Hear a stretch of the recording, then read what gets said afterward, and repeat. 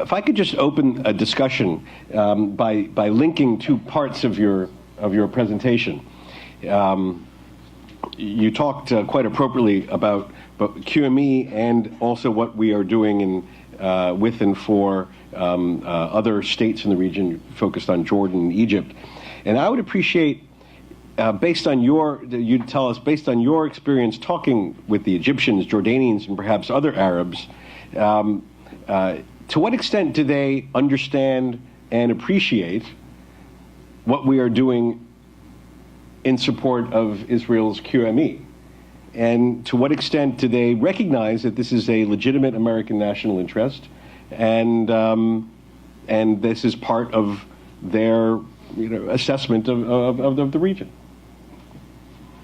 I think it's because of the camera. Yeah. Can do it up here? Well, I would say, interestingly, in our discussions, I'll make a couple points. In our discussions with countries in the region, they do care about the Israeli-Palestinian conflict, and it does come up in our discussions. But right now, their primary concern is, particularly if you go in the Gulf, is the threat posed by Iran. Their concerns about the violence in Syria and what that portends for the region. And so I would say that, while this is a topic that comes up in our discussions with them, we are, and it's just an underlying assumption is that our relationship with Israel is strong and will continue. It's just built into the substance of our discussions. So it's not something that we need to go over in those discussions, because the assumption is there that the United States will be there for Israel. That being said, they do raise a desire for us to make progress on an Israeli-Palestinian peace. They view that as important. But then we have, given the changes in the region, given the threat posed by Iran, when I have these discussions, we have a whole host of matters to discuss, and it's a full agenda. And as I say, it's not an item on the agenda to bring into question our commitment to Israel or to Israel's security. The assumption is built into those conversations that the United States will continue its support for Israel. Okay, thank you. We're on here. Got the mic on here? Thanks. All right, thank you. Let's turn the floor over to your questions. I'll start over here and then work my way over. If you can use the mic, make sure it's pressed on, identify yourselves, please. Thank you, Josh Rogan, Foreign Policy Magazine. Thanks for taking the time, and thank you for your service. One of the ways that the U.S. contributes to regional security is through foreign military sales, including to Bahrain. As you know, there's a controversy on Capitol Hill over the notified sale of weapons to Bahrain, considering that the Bahraini government and the Bahraini military has used similar weapons to attack peaceful protesters.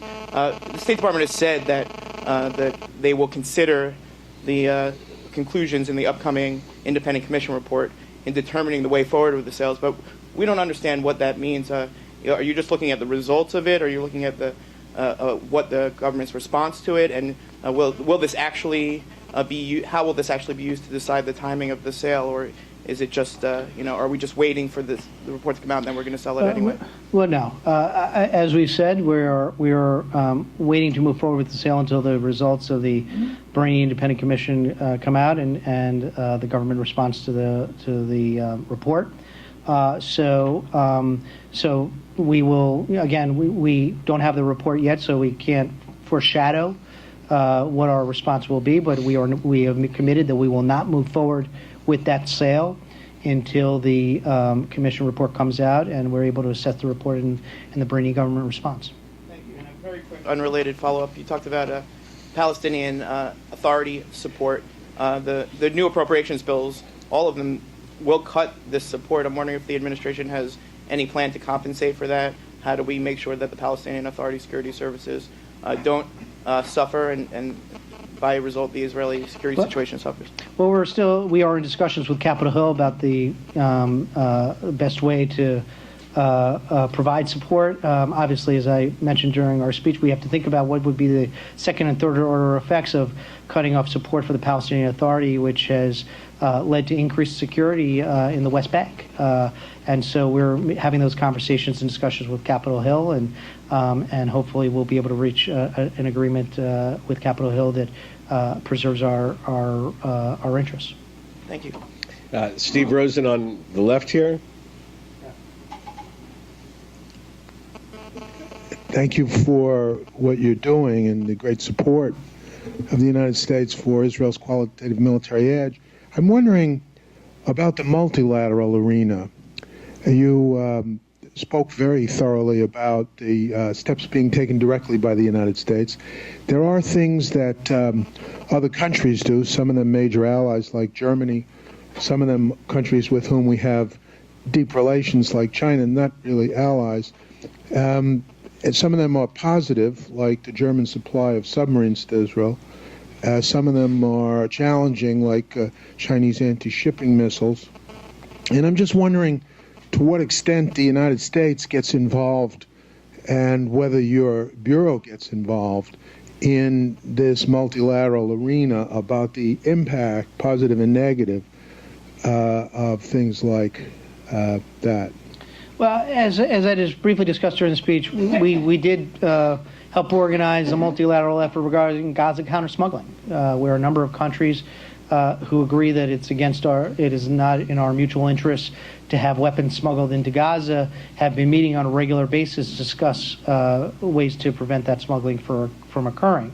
And obviously, to the extent that we think that particular actions would be destabilizing in the region, those will come up during our private conversations with various partners or allies. But at the end of the day, we've looked for every possible mechanism, both bilateral and multilateral, to address our security interests in the region. Andrew, on this, can I ask you more specifically about one country, which is Turkey? Here's a country whose the relationship between the United States and Turkey in a security sphere is very important to us and is perhaps growing even more important. And Turkey and Israel is much more strained. How are we dealing with this difference, this change in Turkey's relationship between Israel on the one hand and us on the other? Right. No, and I think that we view the recent tensions in the Turkey-Israel relationship as unfortunate, and we are encouraging both countries to work to reduce the tensions and develop a more positive relationship, because we think it's in both of those countries' interests.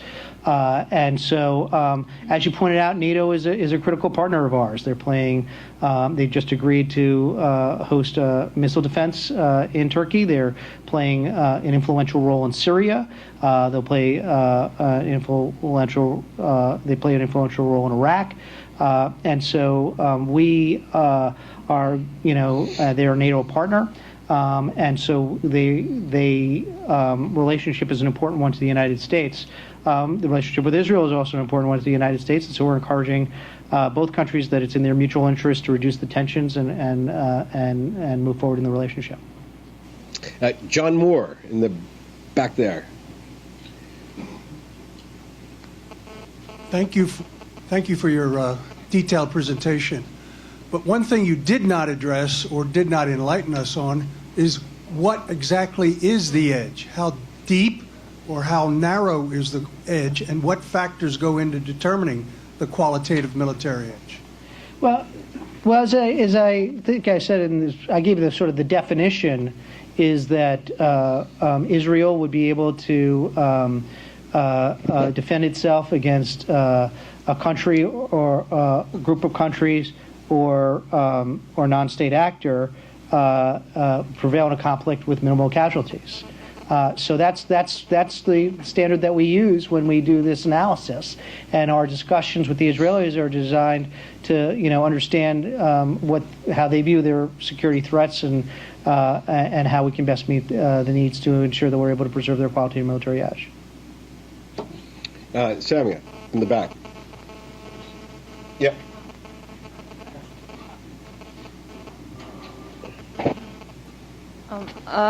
Yes, I just wanted to ask about the recent statements, or maybe in the summer they made them, of the U.S. security establishment. They were raising concerns about some of Israel's policies, and I think Petraeus, I can't remember the exact words, but he was saying that it was making his work more difficult. So how does that affect, or does it affect sort of your job in terms of maintaining and securing Israel's qualitative edge?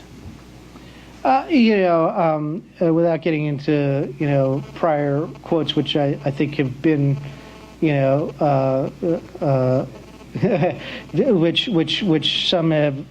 which some have said were taken out of context. This is our, as I described it in the speech, this administration's commitment to Israel's qualitative military edge is without reservation, and we will do all that we can to preserve Israel's qualitative military edge. We will, with all partners and allies, there may be disagreements. When those disagreements arise, we air them, we discuss them, and we try and find a common way ahead. So, from our perspective, we, continue to have an intimate dialogue with Israel, where we talk a number of security issues, where we talk about the issues that are impacting the region, and we try and work together to come to common understanding, find common ground, and where there are those differences, we air them, and we find a way to move ahead in the relationship. So,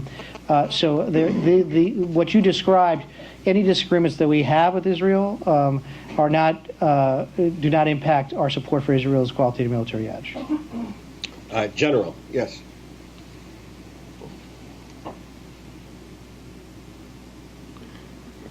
As one who is involved in all those intimate discussions, and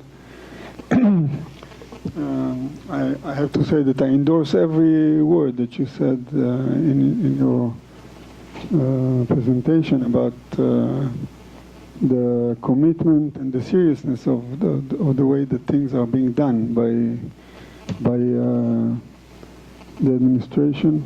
And I want to take this opportunity to thank all of you and you personally for this effort. I will not talk about Iran, not because I'm not worried about Iran, because Iran it's a too hot issue in the press in the last few days in Iran. Need more Israelis to talk about Iran today. But I will talk about that place where the quantity meets quality. If you take a look in countries like Egypt, Jordan,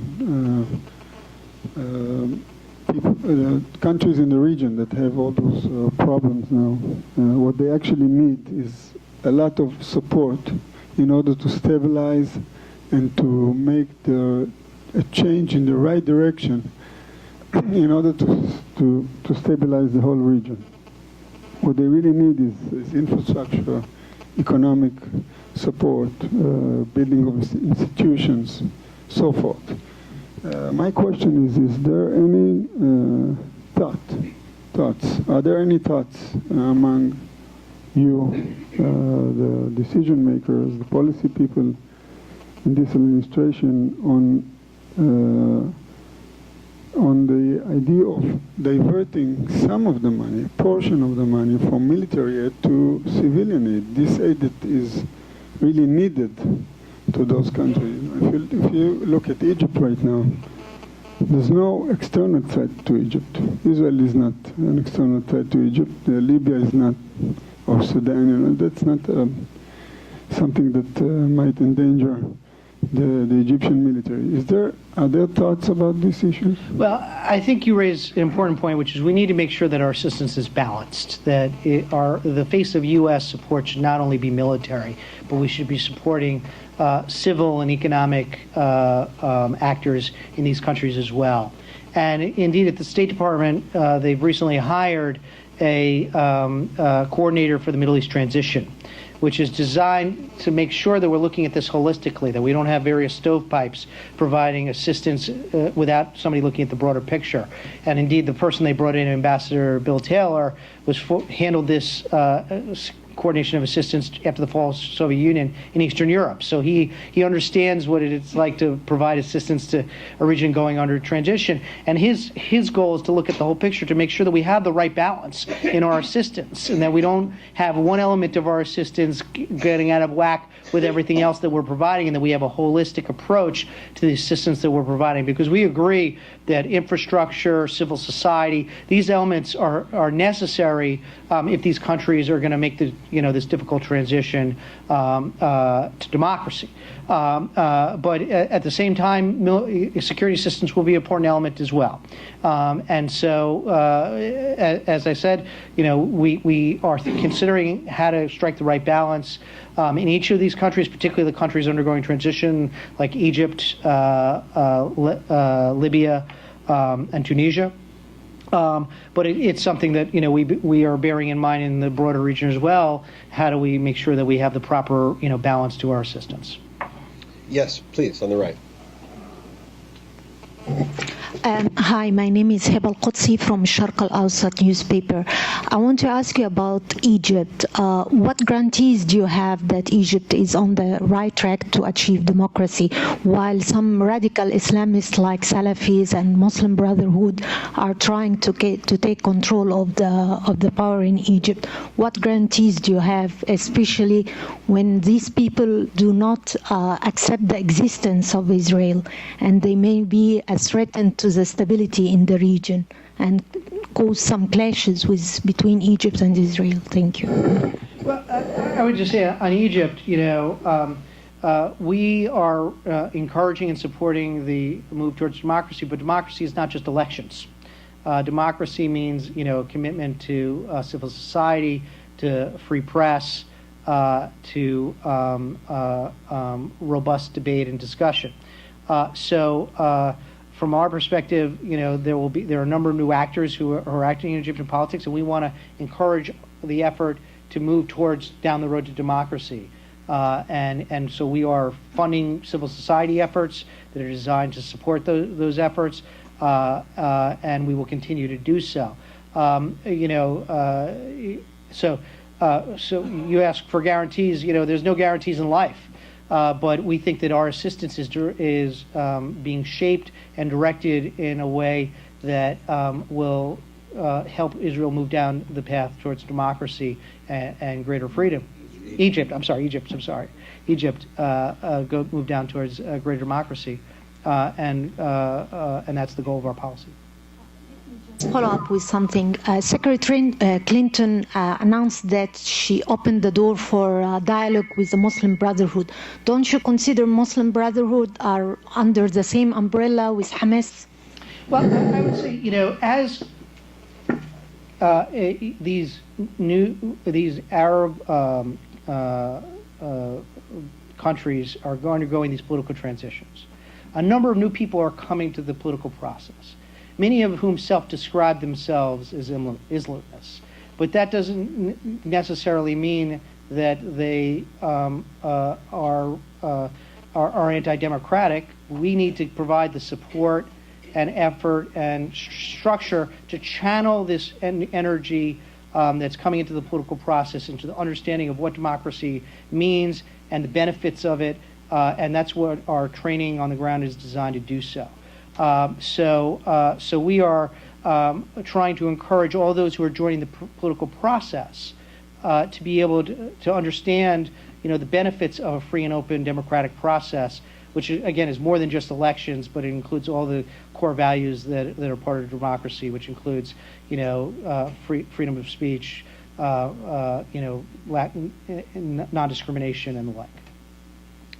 Mike Kraft.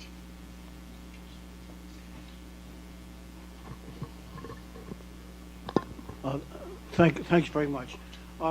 It's a fairly narrow question. I ask it the background of one who worked on defense appropriations issues on the Hill and father of a officer with the Air National Guard fighter squadron.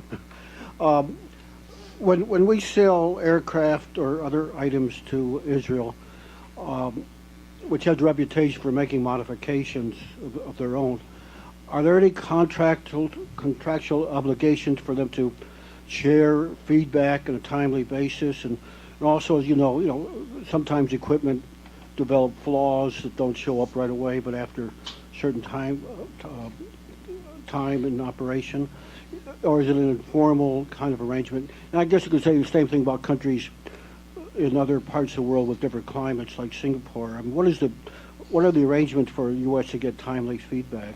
I'll admit this comes down to a level of detail that I have to point you to my colleagues at the Pentagon, because it's not the level of discussion that we have when I talk with with our counterparts around the world, and that's more of a mill type of dialogue that our colleagues in the Pentagon could probably give you better information on.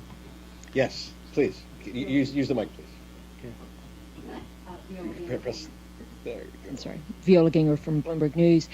When you're talking about the threat from Iran, the U.S. officials have continued to say that their belief is that Iran has not made a decision to pursue a nuclear weapon, that is keeping its options open. That assessment seems to differ fairly strongly with Israel and with the UK as of some statements this week. How do you account for that difference, and how do you deal with Israel on that there and specifically in terms of trying to address that threat?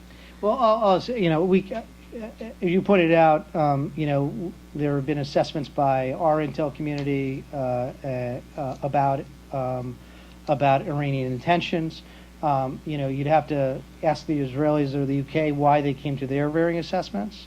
There are a number, with both countries, there are a number of intel exchanges where they share and discuss,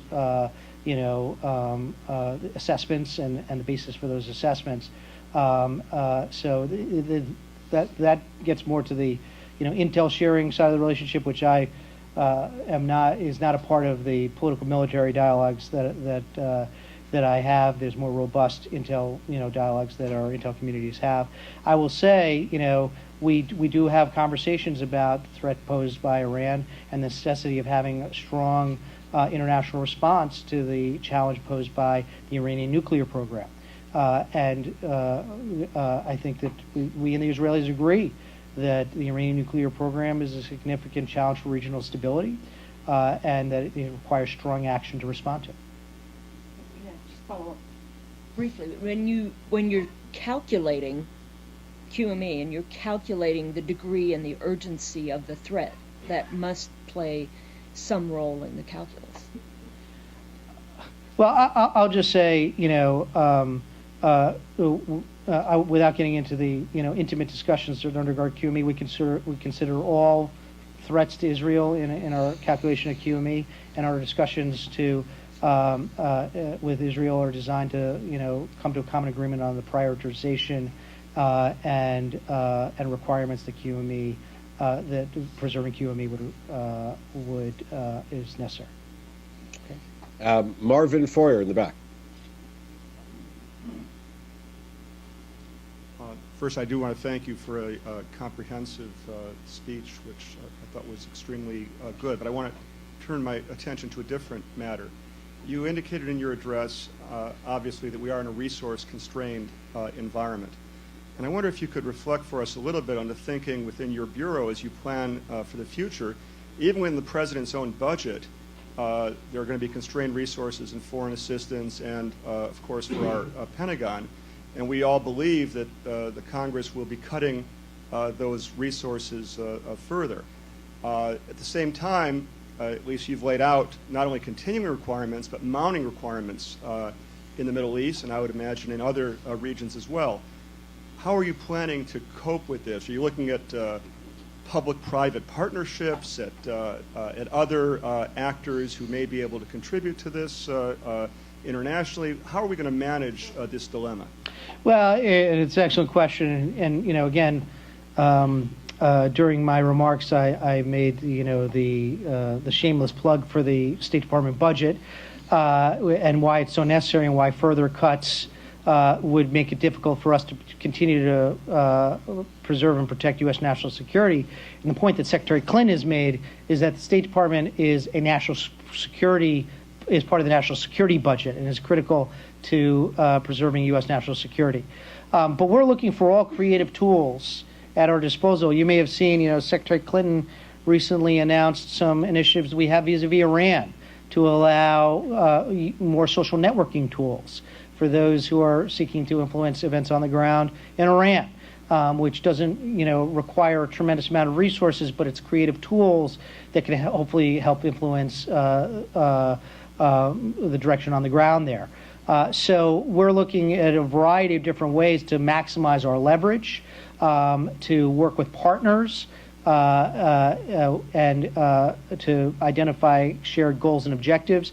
We're also looking at ways to make sure that our various funds are spent more coherently. As I mentioned, we have this coordinator for Middle East transition, which is designed to make sure that the stovepipes are not acting ignorant of what each other is doing, but are actually working towards a more coherent goal. So, we're trying to think as creatively as we can, but there is a level beyond which cuts will mean that U.S. national security is harmed. Mr. Pincus. I guess Walter Pincus, The Washington Post. You mentioned that the increasing threats that face Israel, but because of their economic problems, they have 6.5% unemployment. They are discussing, in fact, the cabinet approved a cutback of 5% in their defense budget. Iron Dome was an add-on that we put in last year, and one of the issues that I read that they're thinking of cutting is additional funds, their funds to Iron Dome. Are we going to make up with our aid or additional aid what the Israelis themselves are cutting back in their own defense program? Well, I'll say, we have a commitment we intend to fulfill the 10-year, $30 billion commitment that was laid on the 2007 Memorandum of Understanding. As for, we have not had any other requests from the Israelis, for additional assistance.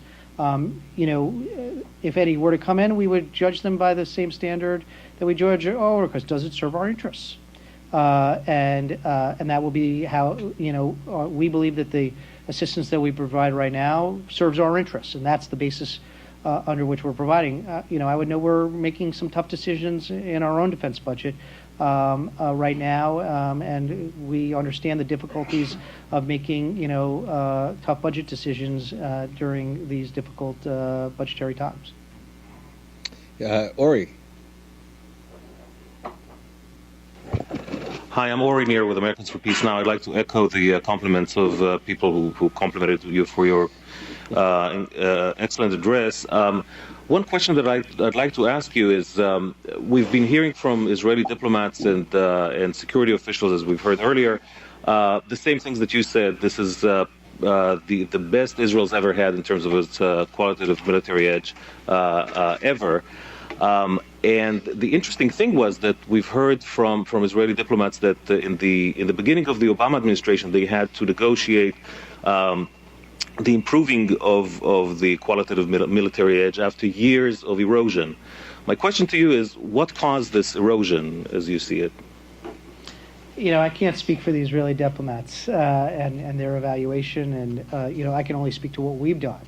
From the very beginning of the administration, the president and the secretary made this a priority. As I've spoken before, I had worked with Senator Clinton in the Senate as her foreign policy advisor, and the guidance I got was similar to the guidance that I got from her when I worked for her in the Senate, which is we should be doing all that we can to preserve and protect Israel's security. And so that's the guidance that we, at sort of the assistant secretary level, got from our principals, the president and the secretary. You should do all that you can to ensure that Israel's qualitative military edge has been protected. And in doing that, we came up with a number of these initiatives, which I described in my speech, which we think enable us to better support Israel's qualitative military edge. Maybe I should just be more specific. Were there any standards that you met when you came into your position which you felt that you had to update and improve? Well, I'll give you an example. We hadn't had a JPMG in quite some time, so we reinvigorated that, process. So that's just one example of, we wanted to get, very soon after I was confirmed, one of the first things that I did was get a JPMG on the calendar so we could begin these conversations and discussions. And indeed, my very first trip as Assistant Secretary, I visited Israel and began those discussions. Mike Singh. We just had here at the Washington Institute a conference on cyber power, and I know now the United States has a cyber command and so forth, so I'm just curious as to whether QME now also includes considerations of cyber, or whether that's, just separate. It's an interesting question, of which I'll admit it's not been on my radar screen, partly because my particular bureau, we work with the cyber coordinator at the State Department, on sort of the political military element of cyber warfare. And it's an interesting question, that over time this is clearly something that DoD has identified as something that needs greater attention and greater thought in our own government as the potential threats that it poses. And I think we're still thinking about cyber and what we need to be doing to get our own act together in response to the potential threats that it faces. But I could see it being something that comes up down the road, in all of our political military dialogues, not just with Israel, but with other partners as well who are concerned about it. Andrew, thank you very much. This was a fascinating and really useful discussion of a topic people need to know more about. Right. So thank you very much. Great, thanks. Great, thanks. Thank you.